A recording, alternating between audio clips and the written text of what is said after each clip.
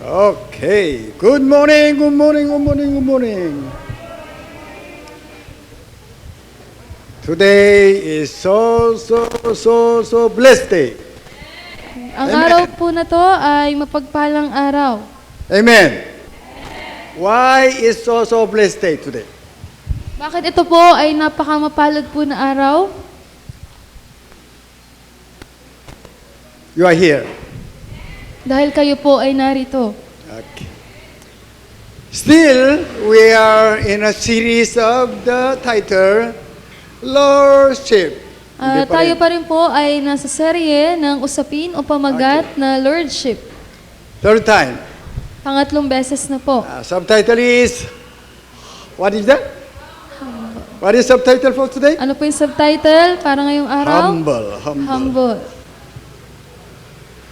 As you know, our church is very sensitive of each word in the Bible. Tulad ng nalalaman ninyo, yung ating pong simbahan ay sensitibo po sa bawat salita sa Biblia. That's why we don't follow what we understood about the meaning of the word in the Bible. Kaya hindi po natin sinusunod yung kung ano yung kaunawaan natin ng bawat mga salita po sa Biblia. We dig deeply to understand what is intentionally the God want us to know. Ang ginagawa po natin, hinuhukay po natin ng malalim upang malaman po natin kung ano po ba talaga yung intention ng Diyos para sa salita po na So, yun. what is meaning of humble? At ano po ba yung ibig sabihin ng humble? Why it connected lordship and humble? At bakit po may koneksyon yung humble sa lordship? Today, third time of the lordship. At ngayong araw, ikatlong beses na po ng usaping lordship. Actually, lordship is so heavy topic. At sa katunayan po, yung lordship, napakabigat po niya na usapin. What we understood without understanding of lordship, our salvation cannot be understood correctly. Yung nauunawaan po natin, kung hindi mo nauunawaan yung lordship, hindi mo rin mauunawaan ng tama yung ating kaligtasan. Why people, the Christian, be backslider? Because they didn't understand the meaning of lordship. At kung bakit yung mga tao o yung mga Kristiyano ay nagiging backslider dahil hindi po nila nauunawaan kung ano po yung lordship. So why they are not faithful to God, to the Lord Jesus Christ? Because they didn't understand the meaning of lordship. At kung bakit hindi rin po sila tapat sa ating Panginoon na si Jesucristo dahil hindi rin po nila nauunawaan kung ano po yung lordship. We will talk about very basic, very nature of the human being. At pag-uusapan po natin ngayon yung pinaka-basic na likas po ng tao. Also, people doesn't want to know the lordship. At maging po yung mga tao, ayaw din nilang malaman kung ano po ba yung lordship. Nobody likes lordship. Wala ni sino man yung may nais po ng Do lordship. you like lordship? Kayo po, gusto niyo po ba yung lordship? Maybe, but naturally, we don't like it. Siguro po, pero sa natural, ayaw po natin. Do you agree? Sumasang-ayon po ba kayo? Why? Bakit po? Because you don't want to recognize other is higher than you. Dahil ayaw niyo pong kilalanin o kumilala na may iba pong mas mataas po sa inyo. You want to be a top, then you won't put everyone under you. Dahil ang gusto niyo po, kayo lagi yung nasa taas at ang lahat gusto niyo po nasa ilalim po ninyo. That's our nature. Yan po yung likas po natin. Then, that's the nature of the dust. At yan po yung likas ng isang alikabok, alabok. Let me prove it. Tutunayan ko po. That's why we don't like lordship. Kaya ayaw po natin ng lordship. Oh, Jesus, just help me, but I don't want to recognize you as my king. Si Jesus, tutulungan lang niya ako, pero ayoko siyang kilalanin na siya yung hari ko. This is first story of failing of human being. Ito po yung unang kwento patungkol po sa pagkabigo ng tao. Adam and Eve was created. Si Adan at Eva ay nilikha, God put them in the Garden of Eden. at ang Diyos inilagay nga po sila sa Garden of Eden. Then one day Satan came to them, At isang araw, si Satanas lumapit sa kanila questioned them, God really not let you eat this fruit? at tinanong sila, totoo ba na ang Diyos ayaw kayong payagan na kainin itong bunga na to? After they talk each other, At pagkatapos po nilang mag-usap, Satan deceived them. si Satanas niloko po sila. Oh, God is afraid you might be like him. Yung Diyos, takot siya na yung tao maging katulad niya. But when you eat it, yes, you will be like God. Dahil kapag kinain nyo to, oo, magiging katulad kayo ng Diyos. Other word, why Adam, especially Eve, accepted deceiving of Satan? Because, I want to be like God. Sa ibang salita, kung bakit si Adan, especially po si Eva, kung bakit nila tinanggap yung panloloko ni Satanas, dahil gusto po nila na maging katulad ng Diyos. This one also wants to hear the word of God. Gusto rin po niyang makinig ng salita ng Diyos. So, this is actually nature of and I. Sa katunayan, iyan po yung likas na meron po tayo, ikaw at ako. How about disciples? Paano naman po yung mga disipulo? We read Matthew chapter 18:1. Is it go? At that time, the disciples came to Jesus and asked, "Who then is the greatest in the kingdom of heaven?" You think disciples, they know who is Jesus? Sa tingin niyo po, yung mga disipulo, kilala po ba nila kung sino si Jesus? Still, they were arguing before Jesus came to them. Pero nagtatalo-talo pa rin po sila bago pa si Jesus lumapit sa kanila. I'm better than you. Mas mainam ako kaysa sa'yo. Then they questioned to Jesus, who will be the greatest in the heaven? At kaya naman tinanong nila si Jesus, sino po ba yung pinakadakila sa kaharian ng langit? Why, actually? You want to be a good Christian. Sa katunayan, bakit po ba nais ninyo na maging isang mabuting Kristiyano? When you take it and analyze it carefully, then there is one thing. Kapag po hinukay nyo yan at pinag-isipan yung mabuti, meron pong isang bagay dyan. You want to be recognized from others, you are good. Dahil gusto mong kilalanin ka ng ibang tao na ikaw ay isang mabuti. Other word, you want to get good reputation from them. Sa ibang salita, gusto ninyo makakuha ng isang magandang reputasyon mula sa iba. Other word, you want to be successful. Sa ibang salita, gusto ninyong maging matagumpay. Do you agree? Sumasang-ayon po ba kayo? Even there is other story. Meron pa pong ibang kwento. Mother of Zebedee. Yung nanay po ni Zebedee, She brought her two sons. dinala po niya yung kanyang dalawang anak na lalaki. So 21, verse 21, guarantee one of these two sons sit, let them sit. One is beside your right side and other one is your left side. At doon po sa verse 21, sinabi doon, Grant, ibigay mo na yung isa kong anak maupo sa kanan mo at yung isa sa kaliwa sa iyong kaharian. That's what God hates.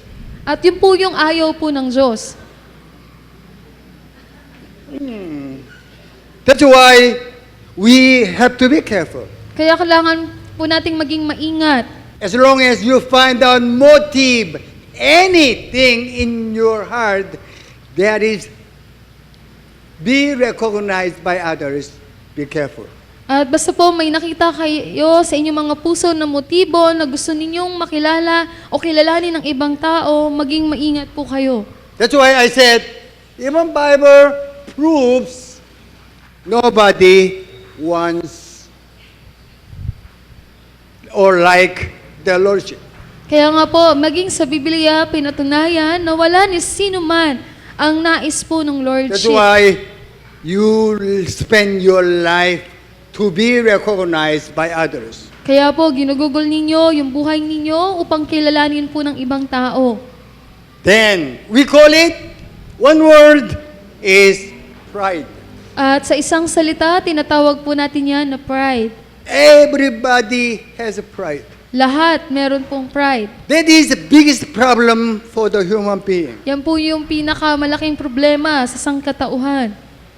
Among the people, maybe it could be good, it could be not so bad, Siguro kung sa tao lang, hindi naman masyadong masama yan. To God, the pride, that is, the Satan will use powerfully. Pero sa Diyos, yan po yung gagamitin ni Satanas sa'yo ng makapangyarihan. When you know God, God will touch. First matter is pride. Kapag po nakilala natin ang Diyos, ang una niyang hihipuin ay ang ating pride. Before you accept Jesus Christ, God talks about the pride. At bago mo tanggapin si Yesu Kristo, ang Diyos, sinasabi niya muna sa iyo yung tungkol sa How can pride. I say? Paano ko po inasabi? This pride. When you accept Jesus Christ, Kapag tinanggap niyo po si Yesu Kristo, how do you confess to Jesus? paano po kayo nagsasabi kay Jesus? You are my King and Lord. Ikaw ang aking hari at Panginoon. Amen. When you say so, you are saying, I will lay down my all pride. Kapag yun po yung sinabi nyo, ang ibig sabihin po nun, ang binabanggit mo ay ibinababa ko yung sarili kong pride. As long as you work in your working place, At- you have no pride. Basta po, nagtrabaho na kayo sa tinatrabahoan nyo, wala na po kayong pride. Whatever your higher position give you order to do, you will say, yes. Ano man yung iutos ng nakakataas sa'yo na posisyon, ang lagi mo lang dapat isagot ay oo. Meaning, recognize your high position is your master. Ibig sabihin nun, kinikilala mo na yung may mataas na posisyon sa'yo, yun yung amo mo. Do you agree? Sumasang-ayon po ba Yes. kayo? When we confess, Jesus, you are my King and Lord, then, oh, I have no pride. Kapag sinabi natin na Jesus, ikaw ang aking Panginoon at Hari, ibig sabihin nun, wala na akong pride. Why? Because we are not only under Jesus, but we will belong to Him. Hindi lamang, bakit po? Dahil hindi lamang tayo ay nasa ilalim ni Jesus, What is the meaning kundi tayo po ay pagmamayari na What is niya. the meaning of belong to Him? Ano po ibig sabihin nun na tayo po ay sa Kanya na? He is your owner. Ibig sabihin po, siya na po yung nagmamayari sa atin. That's what we learned 2 weeks ago. Yan po yung napag-aralan natin. 2 linggo na po yung nakalipas. As long as you confess Jesus is your King, then you, and what belong to you will belong to our King. Basta sinabi mo na si Jesus na ang iyong hari, ikaw, at anuman ang lahat ng meron ka, lahat yan ay sa Kanya na. That's why when you understand what is acceptance of Jesus Christ, the pride can be cancelled. Kaya dapat po, pag naunawaan natin yung pagtanggap kay Yesu Kristo, dapat maunawaan din natin na dapat wala ng pride. Why you don't grow in Christ? Because you didn't understand it. Kung bakit hindi kayo lumalago kay Kristo, dahil hindi niyo po yan You nauunawaan. didn't understand who is your Lord. That's why you will do whatever you want to do. Hindi mo nauunawaan kung sino ba ang iyong Panginoon, kaya gagawin mo lang kung ano yung gusto mong gawin. We studied King Saul last week. Pag-aralan po natin si Haring Saul nung nakaraang linggo. He understood portion but not whole. Naunawaan niya yung ilang bahagi lang, hindi yung kabuuan. Some he submit to God, but some, he thought it is good, then he did it. Yung ilan, sumunod siya sa Diyos, pero yung ilan, sa tingin niya na mabuti yon, kaya ayun po yung ginawa niya. That's why something very terrible thing was happened to him. Kaya nangyari po yung hindi magandang bagay sa kanya. What happened to the King Saul? Ano pong nangyari kay Haring Saul? God is the one rejected him. Then, the next king, King David, was anointed. Ang Diyos mismo ang nagtanggal sa kanya bilang hari at si Haring David yung ipinalit mismo sa kanya. If King Saul was so faithful to God with correct understanding, dapat his son Jonathan will be next king. Kung si Haring Saul ay naging tapat sa Diyos ng may tamang kaunawaan, dapat ang susunod na hari yung kanyang anak na si Jonathan. Amen. Yes. As long as God put you as king, then if you are faithful, your inheritance will take your kingdom. Dahil basta itinalaga ka na ng Diyos bilang hari, basta ikaw ay tapat, sa mga susunod mong henerasyon, ibibigay din yung kaharian. If you are not faithful, your children will against you. Kapag hindi po kayo tapat, yung mga anak po ninyo, lalaban po sa inyo. Even though when you cry for your children, there is no solution because you didn't show them your life. Kahit pa iyakan ninyo, umiyak kayo para sa inyong mga anak, wala pong solusyon doon dahil hindi naman po nakikita sa buhay ninyo. That's why when you accept Jesus Christ, you have to understand your pride is already destroyed. Kaya nung tinanggap po ninyo si Hesus Kristo, dapat nauunawaan ninyo na dapat nawasak na din yung pride po ninyo. When Jesus entered Capernaum, Nung pumasok po si Jesus sa Capernaum, centurion came to him. yung isang centurion lumapit sa kanya, Oh Lord, my servant got sick. na Panginoon, yung aking alipin, ang aking lingkod ay Ay. nagkasakit. I need your favor. The centurion talked to Jesus. Kailangan ko po yung tulong mo, yung pabor mo. Yun po yung sinabi ng centurion kay Jesus. Then Jesus said, I will come into your house. Tapos sinabi ni Jesus sa kanya, sige, pupunta ako sa bahay mo. You know that next story already. Alam niyo na po yung sumunod na kwento. Centurion said, no, I cannot allow you to come in. Sinabi ng centurion, hindi na po, hindi ko po kayo papayagan na pumunta pa sa bahay. Jesus was wondering. At nagtataka po si Jesus. Then Jesus asked him, why you don't allow me to come in? At tinanong siya ni Jesus, bakit ayaw mo akong pahintulutan na pumunta sa Only iyong you tahanan? speak. At sinabi ng centurion, magsabi ka lang po. That's enough for me. Sapat na po yun para sa akin. Then Jesus asked him, why? At tinanong siya ni Jesus, bakit? I'm a soldier. Dahil sigurado ako, Under me, there are some people. dahil ako ay isang sundalo at sa ilalim ko meron din akong tao. If I will say, do it, they will do. Kapag sinabi kong gawin mo, gagawin nila. If I will say, come, they will come. Kapag sinabi ko, halika dito, pupunta sila. That's the example of the ownership.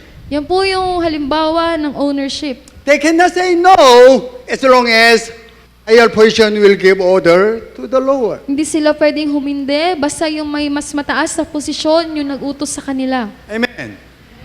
That's why understanding of lordship, as I told you, so important. Kaya yung kaunawaan ng lordship, tulad ng sinabi ko po sa inyo, yan po ay napakahalaga. Actually, whole our lives, we are practicing lordship. Sa katunayan, buong buhay po natin, pinapractice po natin yung lordship. All the time, God will check you out with the lordship alone.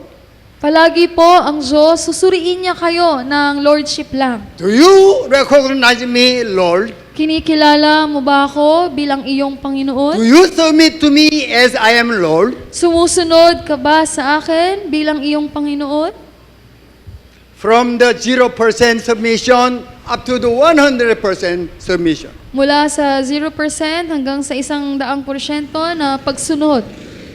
Without understanding, you cannot go forward even one step more.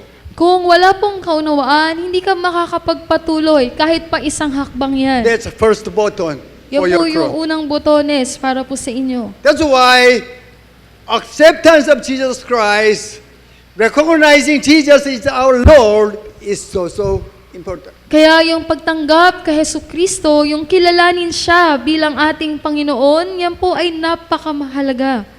Then, when you understood it, That's only first step. At kapag naunawaan mo na yan, yun pa lamang po yung unang hakbang. How you can develop the Lordship. At paano nyo po madedevelop yung Lordship? Church, for example, I will teach you what is the Lordship. Halimbawa, dito po sa simbahan, tuturuan ko kayo kung ano yung Lordship. Okay, you understood all, At naunawaan nyo na lahat, so you have to do. kaya kailangan ninyong gawin. You will do it? Gagawin nyo po ba? No. Hindi po. That's what you prove by yourself. Yun po yung pinapatunayan nyo sa inyong mga If sarili. someone will not oversee you and guide you, you cannot. At kapag walang nagtingin sa inyo at gumabay sa inyo, hindi nyo po kaya. That's why God, Jesus gave us the order, this one, disciple. Kaya si Jesus, binigyan tayo ng utos, magdisipulo. This is so important to develop your Lordship. Ito po ay napakahalaga upang mapalago o i-develop It's yung ating actually, Lordship. it is only one way. Sa katunayan, yan lamang yung nag-iisang paraan. Discipleship is really different with teaching. Yung pagdidisipulo, ibang-iba po yan sa pagtuturo. Teaching, as you learn something in the school, whatever student will understand or not, teacher will teach you. Parang yung pagtuturo kagaya sa paaralan, naunawaan man ng estudyante o hindi, yung guro, magtuturo lang siya. Teacher will not pray for the students. At yung isang guro, hindi niya ipinapanalangin yung kanyang mga mag-aaral. Even the student will fail whatever their subjects or whatever, teacher will sleep well. Meaning, teacher doesn't mind their students. At kahit pa yung mga mag-aaral, mabigo man o hindi, yung guro, wala siyang pakialam, makakatulog pa siya ng mahimbing. But leader of the discipleship training is different. Pero yung mga namumuno ng pagdidisipulo, iba po yun. Actually, their hearts are more than their parents. At sa katunayan, yung kanilang mga puso, higit pa sa kanilang mga magulang. I saw so many DT leaders in our church. When they saw their members is not faithful to the DT, they cried. At marami na po akong nakita ng mga DT leaders po sa simbahan natin na pag hindi tapat yung kanilang mga members, umiiyak po sila. They pray for their members too. At pinapanalangin din po nila yung kanilang mga members. Pray, meaning ask God to bless the members. Pinapanalangin, ibig sabihin po noon, hinihingi nila sa Diyos na pagpalain po yung kanilang mga members. You, God, bring that person to me under my DT, then without you, I cannot do anything. That's the prayer. Ikaw, O Diyos, ikaw yung nagdala sa akin, sa taong yon para maging under ko sa DT. Yun po yung pinapanalangin. And as you know, they have so many problems. Tulad ng nalalaman ninyo, marami po silang mga problema. DT members have so many strugglings. At yung mga DT members, maraming ding mga paghihirap. Then, who will counsel them? At sino po yung magtuturo sa kanila, Who magkakounsel will sa give them kanila? advice? Sino po yung magpapayo sa kanila? Not only knowledge advice. Hindi lamang po yung mga kaalaman na payo. Most important matter is modeling. Higit sa lahat po, yung pagiging halimbawa. The leaders will share their lives. Yung mga leaders, ibabahagi nila yung kanilang mga buhay. Diba? When members will ask, my case, my experience of that problem, I solve in that way. Na yung naging problema ng members, naranasan ko na yan, ganito ko yan na solve. Then, the leader will tell them, imitate me. Sasabihin ng leader, gayahin mo ako. That is, imitate is very important. At yung imitate na yan, napakahalaga po niyan. Your parents, your life is not good, but all the time you will say, you must be good to your children. They will not listen to you. Kayo mga magulang, kung yung buhay nyo hindi naman maayos, tapos sasabihin ninyo sa mga anak ninyo, maging mabuti kang tao, hindi po sila makikinig sa inyo. For example, I will preach you. Halimbawa po, sasabihin ko sa inyo, Oh, you have to be good Christian. kailangan ninyong maging mabuting mga Kristiyano. Then, if you will see, I will speak mura, then, will you listen to me? Tapos makikita ninyo, nagmumura ako, makikinig po ba kayo sa akin? Yes or no? No. Hindi po. Even though I will tell you, you must be good, then when you saw my good life, then, oh, I want to be like him. At kahit pa hindi ko sabihin sa inyo na maging mabuti kayo, kung nakikita ninyo sa buhay ko na ako ay isang mabuti, sasabihin ninyo, gusto ko ding maging katulad niya. Parents doesn't need to teach your children. Yung mga magulang, hindi nyo na po kailangang turuan ng inyong mga anak. Show your life to your children. Ipakita nyo lamang po ang inyong mga buhay sa inyong mga anak. Why? They are imitators. Bakit po? Dahil sila po mga nanggagaya. As long as you're good. Basta po ikaw ay mabuti. Diba? Surely, yes.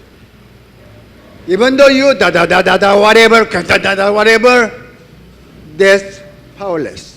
Kahit pa po marami kang sinasabi, naninermon ka palagi, wala pong kapangyarihan yun. Yes, sometimes they will go wrong way. Opo, minsan mawamali sila ng landas. Then, they are willing to get good advice from you. Pero gugustuhin po nila na makakuha ng magandang payo po mula sa inyo. Do you know why?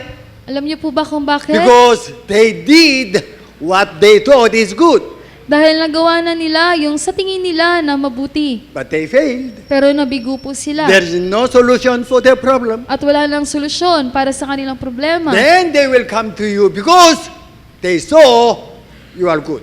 At sila ay lalapit sa inyo dahil alam nila at nakita nila na mabuti ka. That's why discipleship is let them imitate you.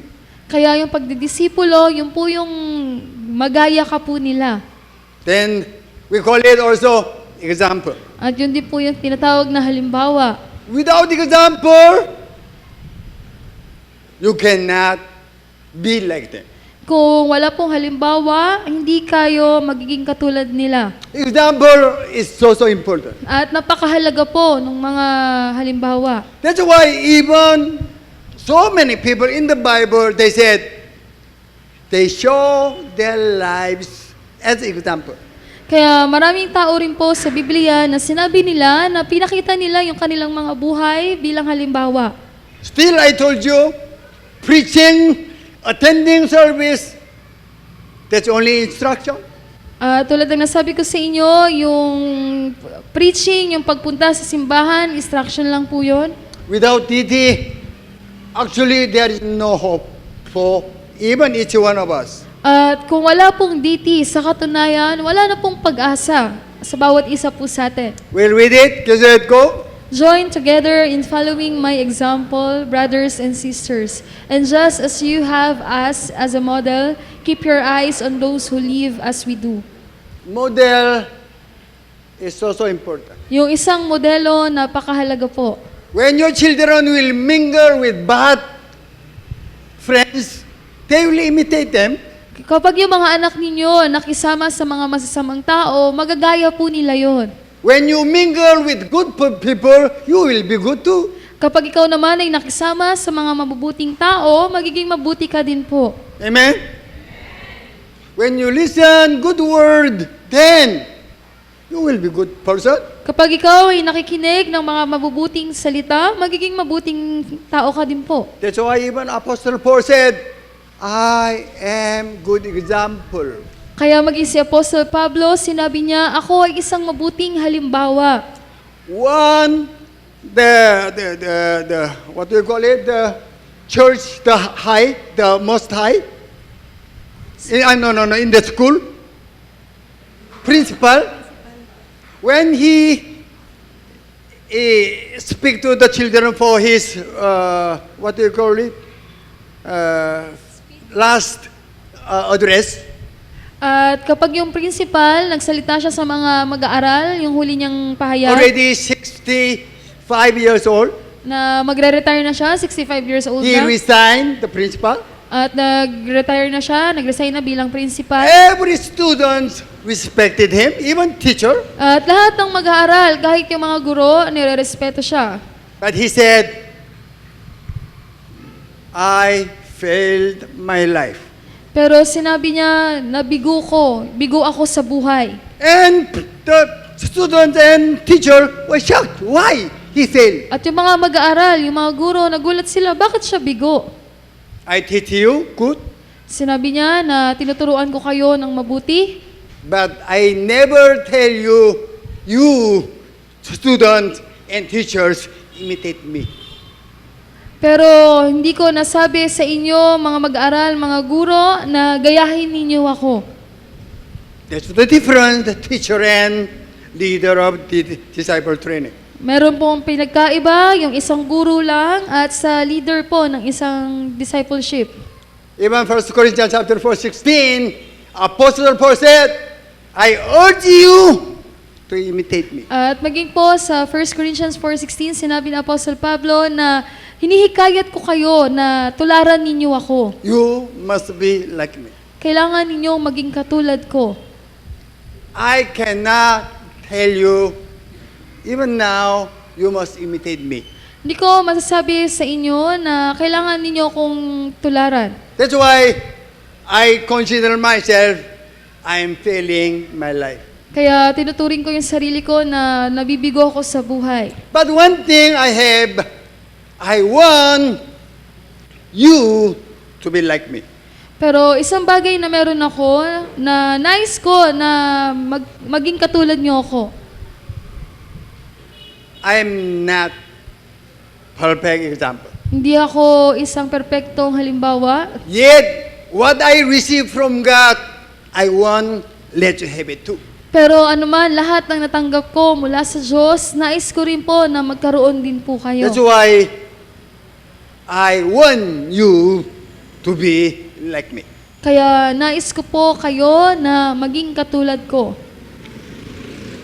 How Apostle Paul convinced his followers, I imitate Jesus Christ, then you must imitate me.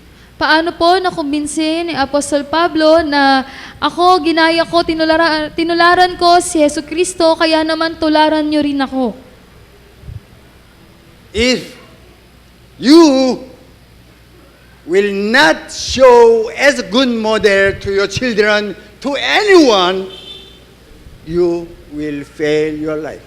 Kung kayo hindi ninyo maipapakita, hindi kayo magiging mabuting halimbawa para sa inyong mga anak, ibig sabihin po nun na bigo ninyo yung buhay ninyo. Meaning, if you don't understand, meaning, you will be big problem, not only for you, but to the others too. At kung hindi ninyo nauunawaan po ito, ibig sabihin magiging problema kayo, hindi lamang sa inyo, kundi maging po sa iba.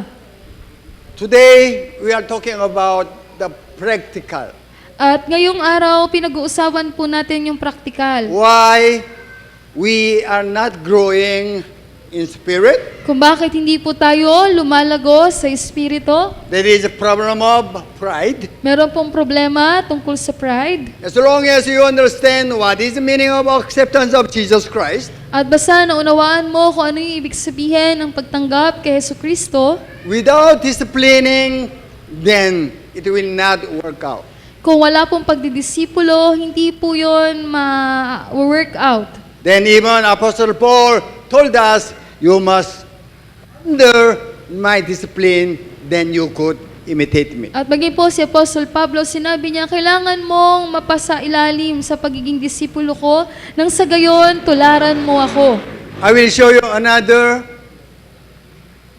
reason why we don't like or we don't do lordship.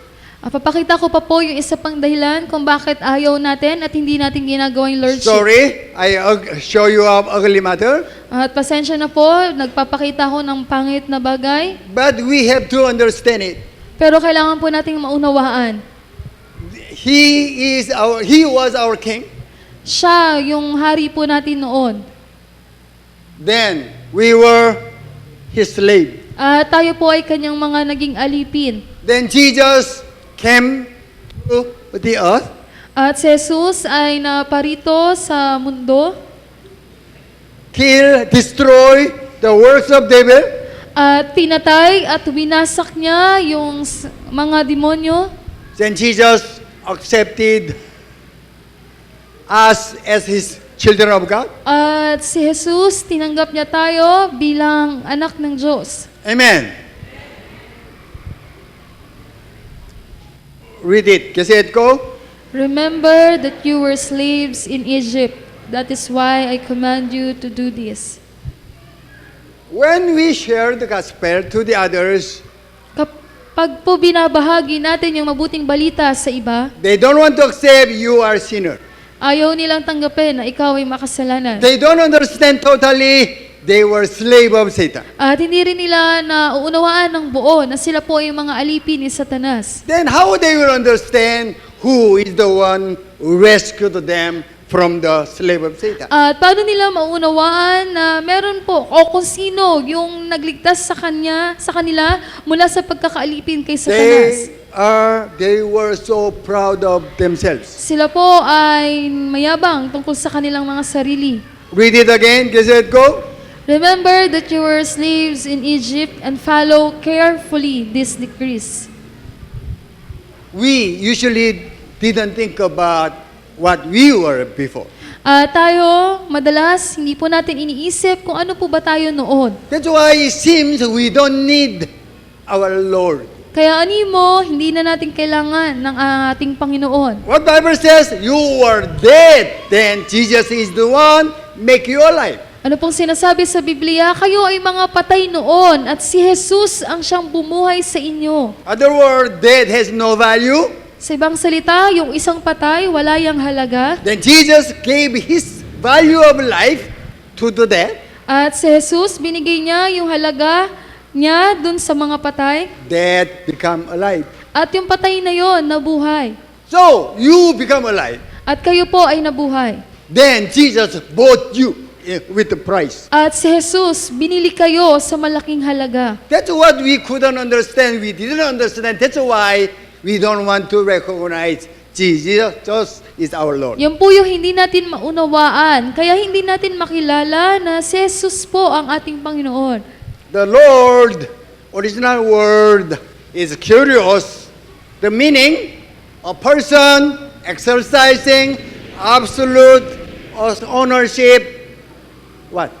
Rights. At yan po yung pinagmula ng salitang Lord, yung curious. At ang ibig sabihin po nun, sino man na nag-ehersisyo ng lubos na siya yung nagmamay-ari po. When you say, Jesus, you are my Lord, then, if you don't understand He is ownership of you, then whatever you confess become cheating, not your true confession. Kapag sinabi po natin na Jesus, ikaw ay aking Panginoon, pero hindi natin nauunawaan na siya po yung nagmamay-ari sa atin, ano man po yung sinasabi natin sa Kanya, yun po ay pandaraya. We'll read the meaning of lordship. Kasi it go.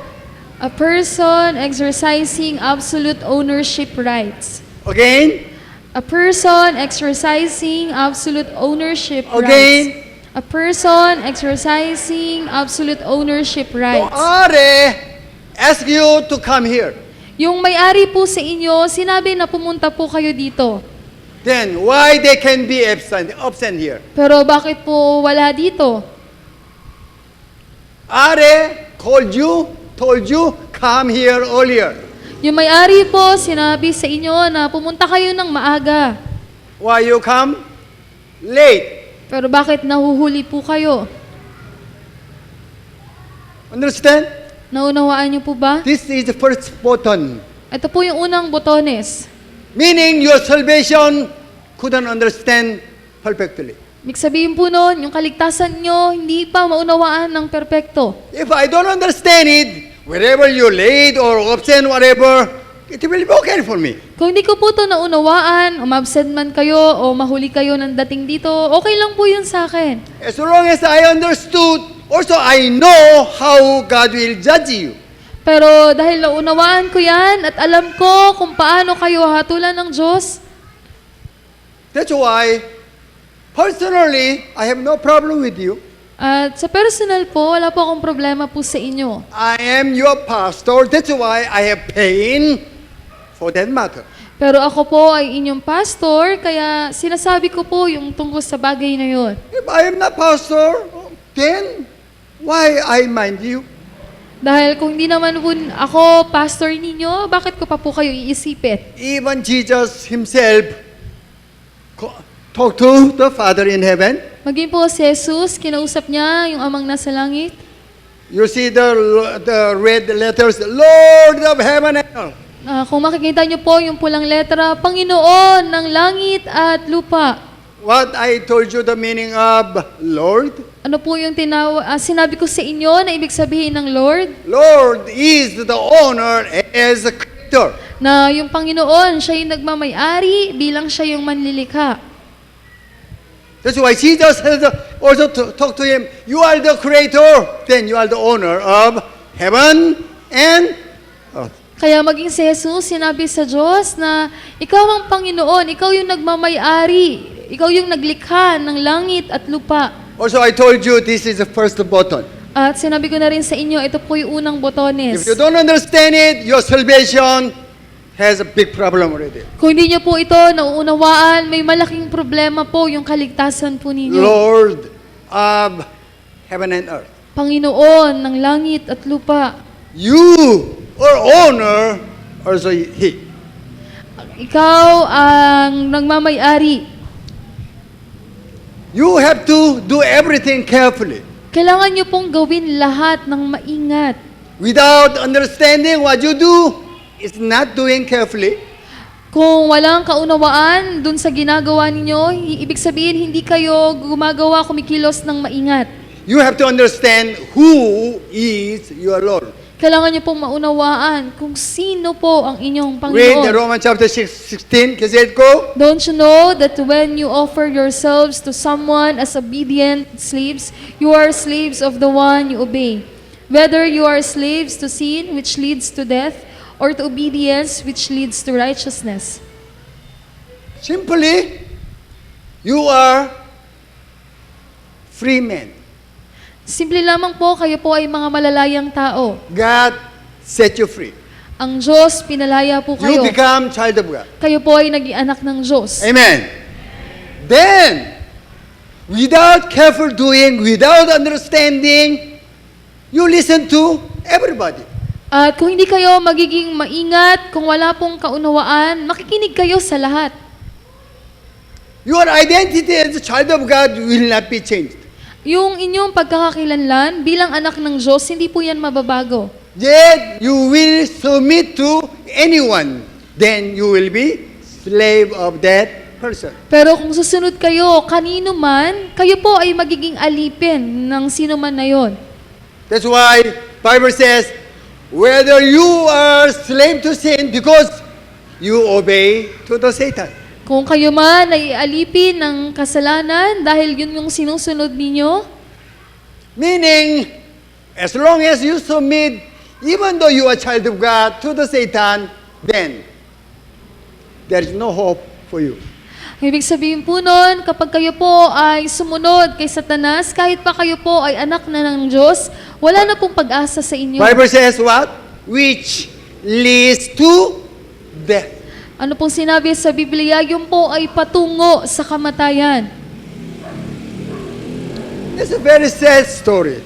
Nakakalulungkot pong kwento You yan. are not slave, Hindi kayo alipin, then you will submit to anyone voluntarily, willingly. pero kayo, sumusunod kayo ng may kusang loob sa kanino man, Then finally, you will die. tapos sa huli, kayo ay mamamatay. That's Satan. Yan po si Satanas. But you didn't understand who is the owner. Pero hindi niyo po naunawaan kung sino yung nagmamay-ari. When Satan give you order, you must say no. Kapag sinabihan kayo, inutusan kayo ni Satanas, dapat humindi po But you kayo. followed Pero sumusunod po kayo. because you didn't know who is your Lord. Dahil hindi niyo po nakikilala kung sino po ang inyong Panginoon. Then you will obey to your honor the Lord. Then you will be in righteousness and you will have life. At kung kayo po ay susunod at makikinig sa inyong Panginoon na nagmamayari sa inyo, kayo po ay magiging matuwid, kayo ay magkakaroon ng buhay. If I will not teach you, all responsibility of your life will come to me. Kung hindi ko po ito ituturo sa inyo, yung responsibilidad sa buhay po ninyo, nasa akin po yun. I don't want to bother you. Ayoko po kayong gambalain. Right? I don't want to bother you. Ayoko po kayong But gambalain. I want you to understand what Bible says. Pero ang nais ko po ay maunawaan po ninyo kung ano po yung sinasabi ng Biblia. This is what Bible wants us. Ito po yung babala po sa atin ng Biblia. Please read it. Kasi go. If you do what is right, will you not be accepted? But if you do not do what is right, sin is crouching at your door. It desires to have you, but you must rule over it. It's Satan.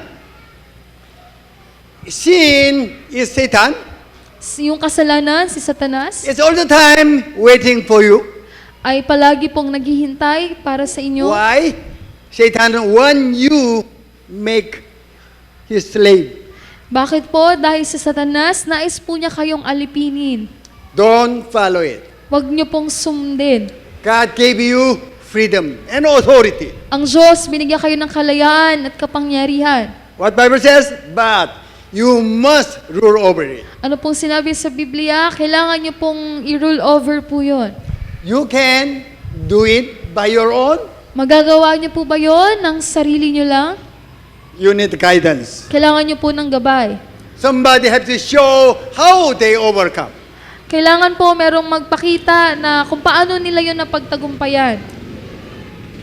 Maybe most of you, when you grown up in the church, when you have problem, you used to ask your leaders. Siguro po, yung ilan sa inyo, nung dito po lumaki sa church, kapag nagka-problema kayo, tinatanong niyo po yung leader ninyo. Yes? Yes? Yes. Opo. Sin is Satan. Yung kasalanan po si Satanas. I will show you example of lordship. At ipapakita ko po sa inyo yung halimbawa ng lordship. Before Last Supper of Jesus Christ, At bago po yung huling hapunan kasama si Jesucristo, he went into the town, siya po ay pumunta sa isang bayan then sent his disciple to carry the donkey. at sinugo niya yung kanyang disipulo upang dalhin yung donkey, yung asno. Actually, the baby donkey colt. At sa katunayan, yun po yung batang asno, yung colt. So, go to the village ahead of you, then you will find out the colt and bring it to me. Pumunta ka doon sa bayan, patungo doon, at dalhin mo yung batang asno sa akin. Then you untie it, bring it to me. At tanggalin mo yung tali at dalhin mo yun sa akin. Somebody will say, why you untied it? At kapag may nagtanong, oh, bakit mo yung pinapakawalan? Diba? If you put something your own, then some will try to take it. You will ask, why you try to take it? Di ba po, kapag po meron kayong pagmamayaring ninyo, tapos may nakita kayong kumukuha nun, tatanungin mo, bakit mo yan kinukuha? Just try to guess, you are the owner of that colt. Isipin niyo po, kayo po yung may-ari nung batang asno na yon. Then somebody try to untie it. Tapos merong nagpapakawala. What you say? Ano pong sasabihin ninyo? Oy, oy, oy, oy, oy! Why you untie it? O, bakit mo yan pinapakawalan? Akin yan! Wag na! But, what they will answer? At ano daw po yung isasagot nila? The Lord needs it. Kailangan ng Panginoon ko. What Bible says? Next story. Ano po yung sumunod na sinabi sa kwento, sa Biblia? Disciples untied it, carried to Jesus. Yung mga disipulo, pinakawalan, inalis sa tali, at dinala kay Jesus. If I will come to your house, oh, God needs this house. What will you say? Kapag po pumunta ako sa bahay ninyo, tapos sinabi ko, ang Diyos, kailangan niya tong bahay na to. Ano pong sasabihin ninyo? What will you say? Yes or no? Ano pong isasagot nyo? Oo, hindi po. Yes or no? If you will, yes, I will go to your house. Then I will claim your house as mine. Pag umuo po kayo, pupunta na ako sa bahay ninyo, tapos i-claim ko po na akin na yung bahay nyo. Ingat kayo. This one. Other one. Isa pa po. This is story of Mary. Ito po yung kwento ni Maria. As we know, Mary was a virgin. Tulad ng nalalaman natin, si Maria ay isang birhen. Then angel appeared to her. At yung anghel nagpakita sa kanya, You will conceive. ikaw ay You will have a magbubuntis baby. ng isang sanggol. Is it easy to accept it? Madali po bang tanggapin yon? When you read it, usually you pass. Oh, I am the Lord's servant. Yung binasa niyo po siguro yon para nilagpasan niyo lang, sinabi niya na siya yung alipin ng Panginoon. Virgin will conceive before the marriage. They will be killed by stoning. Kung yung isang dalaga ay mabubuntis bago pa man ikasal, sila po ay papatayin, babatuhin hanggang sa mamatay. Say yes to the angels. It's a matter of life and death. Yung pag-oo niya dun sa anghel, yan po ay tungkol sa buhay at kamatayan. Even Mary said, I will lose my life, yet whatever you want, yes, I will say yes. Pero sinabi ni Maria na kahit pa kapalit niya ng buhay ko, anuman yung nais mo, gagawin ko. This is not easy actually. Sa katunayan, hindi po yan madali. We have struggling for the tithes even. Meron po tayong paghihirap kahit sa pagbibigay ng ikapo, We have struggling of times even. maging po sa oras, We have struggling of relationship even. maging po sa relasyon. Everything must be settled by Lordship. Pero ang lahat po ay dapat maiayos ng Lordship. What is subtitle for today? Ano po subtitle ngayong araw? Humble. Humble. What is the meaning of humble? Ano po ibig sabihin ng humble? Sino alam? Sino po One. nakakaalam? 1, 2, 3, 4, apat lang, 5, okay, 5. Okay? Meaning of humble is, Stand in front of what, bakit iba-iba? Oh. Meaning of humble is, Stand in front of God.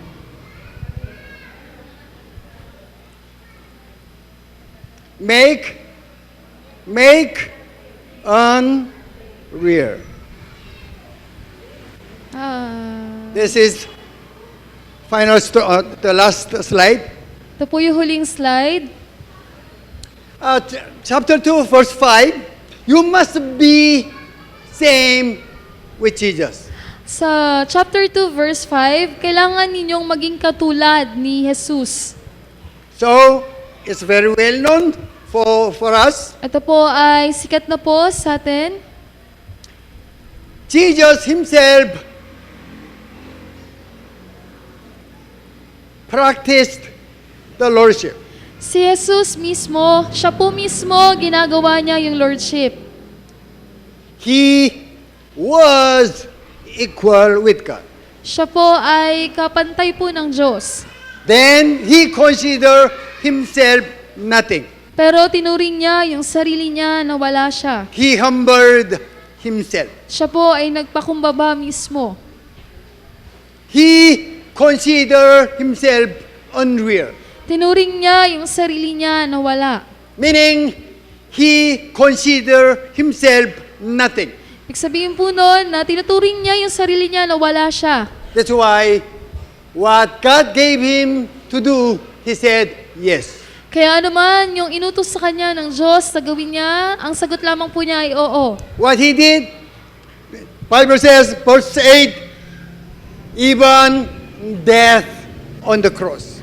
Ano po yung ginawa niya? Sinabi po dun sa verse 8, maging yung kanyang pagkamatay sa krus. Humble, listen, humble could be equal with perfect. Makinig po kayong mabuti. Yung humble po ay maaring maging katumbas po nun yung pagiging perfect. Listen, Makinig po kayo. humble could be equal with perfect. Na yung humble, maaring katumbas niya din yung pagiging perfect. Humble, other word, is perfect. Yung humble, sa ibang salita, maaring yung perfect. As long as you submit to God, because you're humble, you consider nothing, then already perfect. Basta ikaw po ay sumunod sa Diyos dahil tinuturing mo na ikaw ay wala, ikaw ay humble, maaari din pong masabi yun na ikaw din ay perfect. It's not easy to understand, Hindi po yan madaling maintindihan. but you have to think about again and again. Pero kailangan niyo pong isipin yun ng paulit-ulit. That's why God made Jesus is King of Kings and Lord of Lords. Kaya ang Diyos, ginawa niya na si Jesus ang hari ng mga hari at Panginoon ng mga Panginoon. What is title for today? Ano pong pamagat ngayong araw? What is subtitle for today? Humble. You must connect title and subtitle. Kailangan niyo pong mabigyan ng koneksyon yung pamagat at yung subtitle. Amen. Today we have Holy Communion. Ngayong araw, meron po tayong banal na komunyon. As we see Philippians chapter 2 verse 5 to the 11, Tulad ng nakikita natin sa Pilipos chapter 2 verse 5 hanggang 11, Jesus was equal with God. si Jesus ay kapantay ang Diyos. Then he became humble. At siya po ay naging humble. Then he took order of Father in heaven. At sinunod niya yung utos ng Amang nasa langit. Then he died on the cross. At siya po ay namatay sa krus. When we exercise Holy Communion, also you must understand what is the Lordship. Habang ginagawa po natin yung komunyon, unawain niyo po kung ano po yung Lordship. Not only God, Jesus died, forgive you alone, no. Hindi lamang po namatay si Jesus upang kayo ay may mapatawad lamang, hindi po. He also exercising his absolute ownership right. Kundi maging po yung kanyang patungkol din sa kanyang absolute ownership. Amen. That's why when you take bread, when you drink the wine, you have to understand what is Lordship. Kaya kapag kayo po ay kumuha ng tinapay at uminom ng alak, unawain niyo po, alalahanin niyo po kung ano yung Lordship. Amen. Let us all stand, please. Tayo pong lahat ay magsitayo.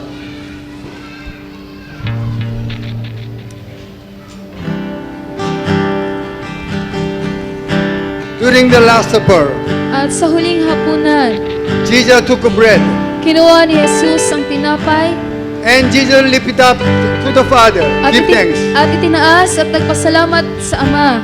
This is my body for you. Ito ang aking katawan para sa inyo. And he broken it up, At kanyang pinagpira-piraso gave it to the disciples. at ibinigay sa mga disipulo. Behold this bread. Narito po ang tinapay. This is symbol of body of Christ. Ito po ang simbolo ng katawan ni Kristo. Hallelujah.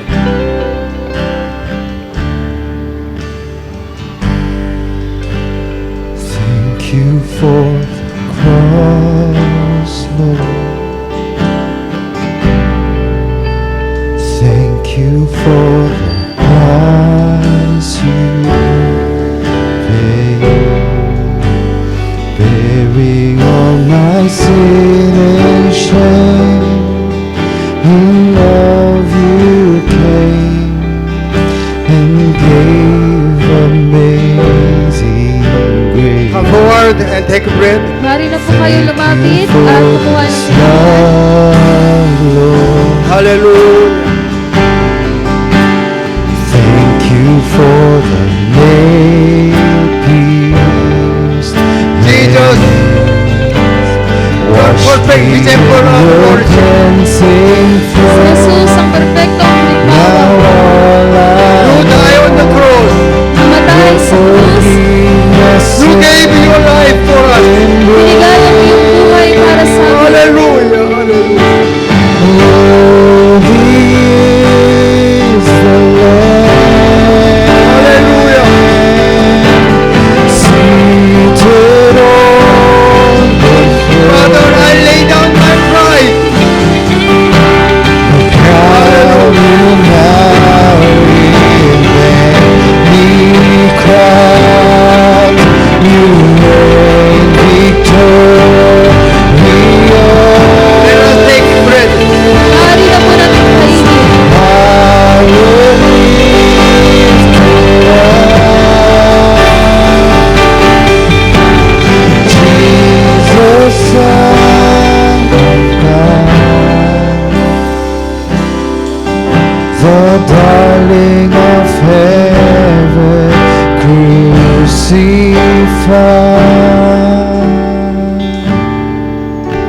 In the same way, At ganun din naman, Jesus took a cup, kinuha ni Jesus ang saro.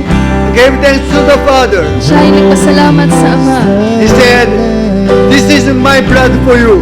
Sinabi niya, ito ang dugo ko para sa inyo. Whenever you drink of it, Sa tuwing iinumin niyo ito, you must remember us of me." alalahanin ninyo ako.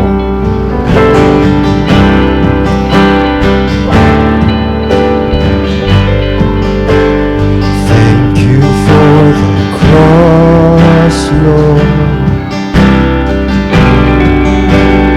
Thank you for Come forward and take a cup. Maaari na po kayong lumapit at lumako. Hallelujah.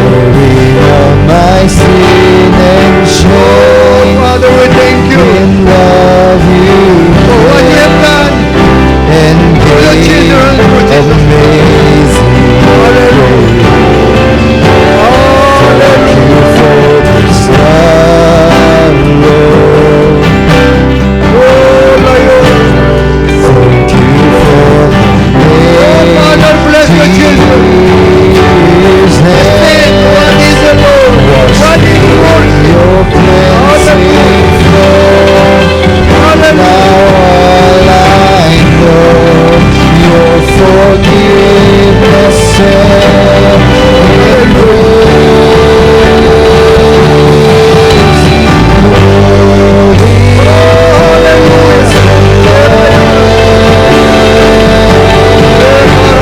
sweet to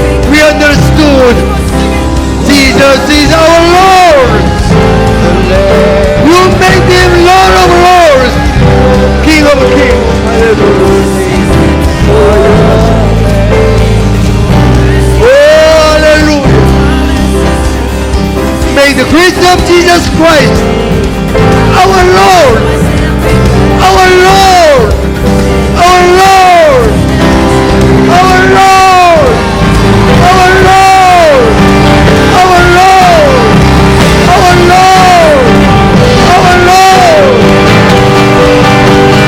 and Savior. Love of Father, feel you love us.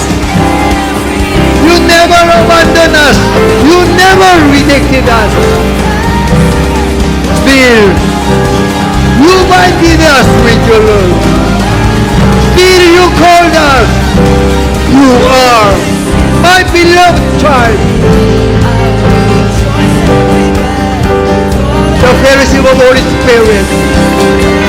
The word will not help us to understand who is our Lord. Be with you from now on ever. And all children of God glory and say, Amen and Amen and Amen. Hallelujah. Hallelujah.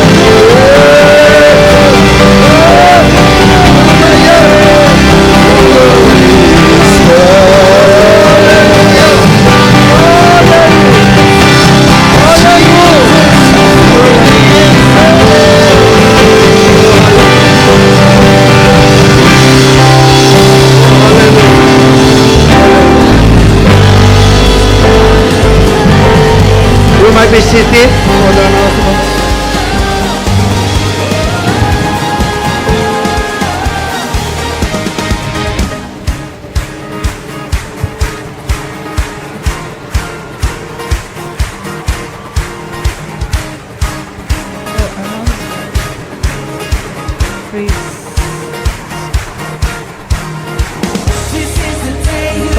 Announcement po. Meron pong gustong sabihin. Every linggo po, nararanasan po natin na makorek po tayo at makarinig ng mga salita para i-guide yung ating buhay. At napatunayan po natin na kung wala ang Diyos, hindi po talaga tayo mabubuhay. At kailangan po natin siya sa ating.